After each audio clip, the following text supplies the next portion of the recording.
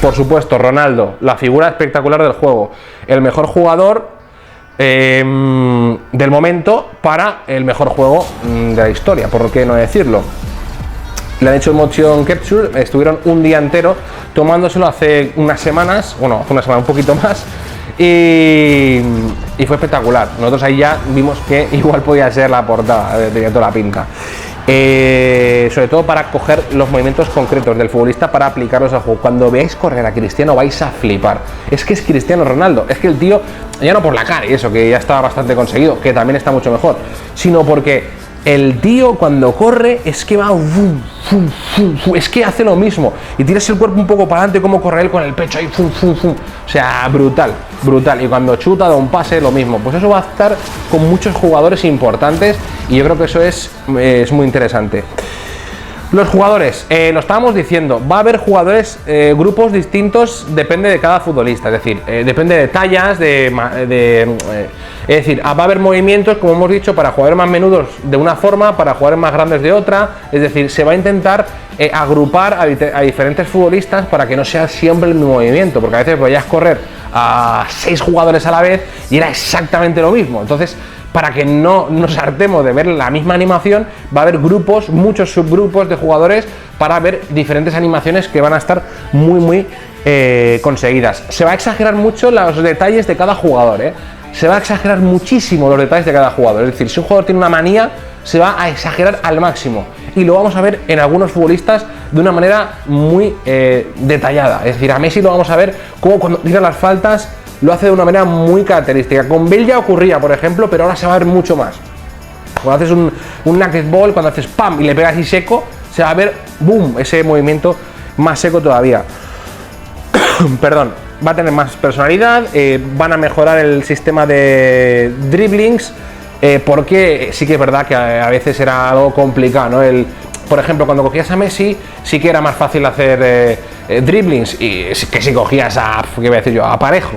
Pero lo van a hacer mucho más milimétrico. Sí que estoy repitiendo mucho esta palabra, pero es que va a ser así. Mucho más tic tic tic toquecitos, es decir, vas a poder dar más toques en menos tiempo, vas a poder conducir mejor el balón en un espacio más reducido. Y yo creo que eso es importante para los jugadores que les gusta mucho conducir el balón. Hay otros que le pegan pelotazo y que juegan catenacho, que eso les va a dar más igual. Pero eso va a ser muy importante porque los que les guste eso van a disfrutar bastante. Otro de los aspectos, los equipos. Va a ser muy importante la CPU porque la van a renovar. Es decir, la computadora va a estar algo más adaptada a la realidad. Va a haber más variedad, va a haber más o menos hay más categorías, pero más variedad. Es decir, no va a ser el mismo tipo de CPU que había siempre. Cuando tú juegas contra la máquina, a veces te hartabas porque siempre hacías los mismos movimientos y cuando le cogías el truquillo, ¡pam!, ya no te apetecía jugar más porque le ganabas siempre, o casi siempre. En mi caso, casi nunca. Pero más o menos veías las mismas dinámicas. ¿Cómo hacían ese tiki-taka característico que te pone tan nervioso? O ese centro que parece que dices, la máquina se ha picado. Bueno, pues van a intentar renovarlo, o ya lo han renovado, y lo han hecho de una manera muy variada.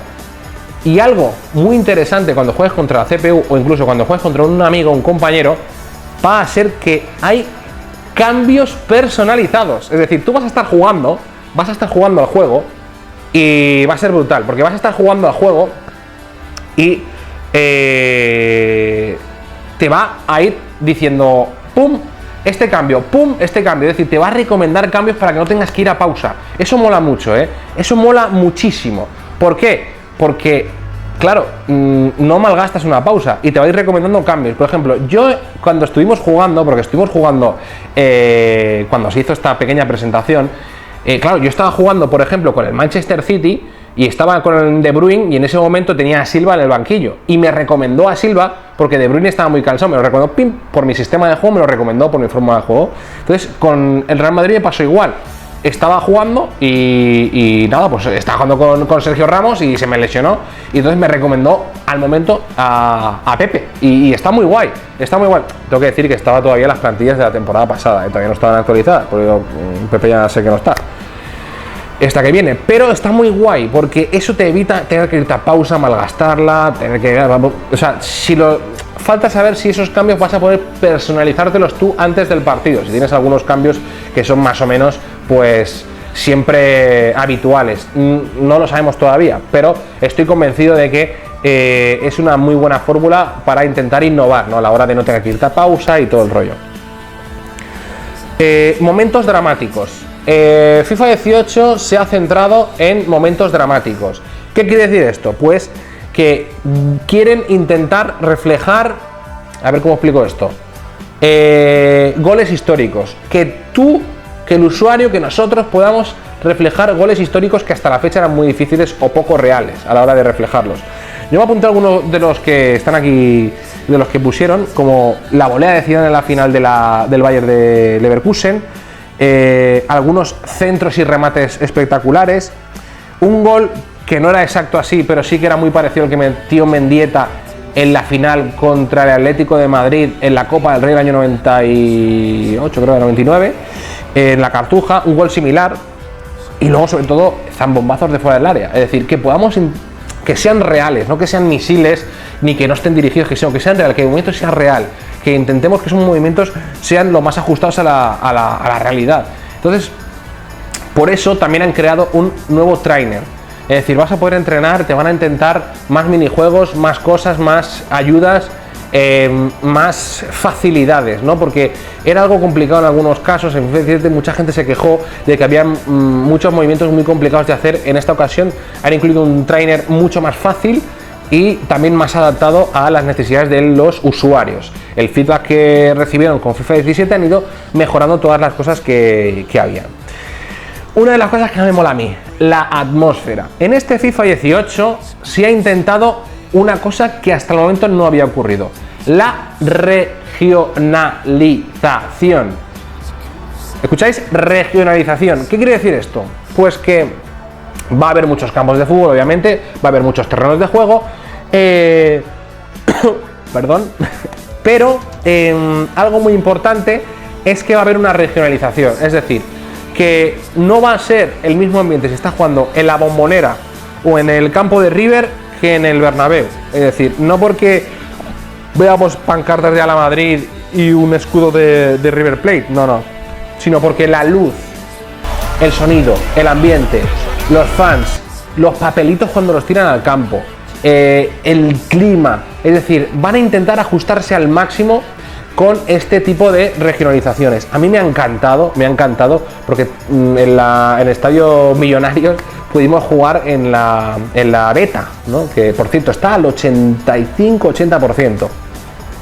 Pudimos jugar y cuando salían al campo tiraban los papelitos, se veía ese ambiente de fútbol argentino espectacular, increíble. A mí se me pusieron los pelos de punta y mola mucho porque se ha conseguido el ambiente concreto, ¿no? El ambiente concreto de lo que estaban buscando. Sí que es verdad que también había habido quejas que jugabas en el Mestalla, jugabas en el campo del Borussia y el clima no era el mismo. Es decir, parecía incluso más helado Mestalla que jugando en el campo del Borussia, pero ahora no ocurre eso.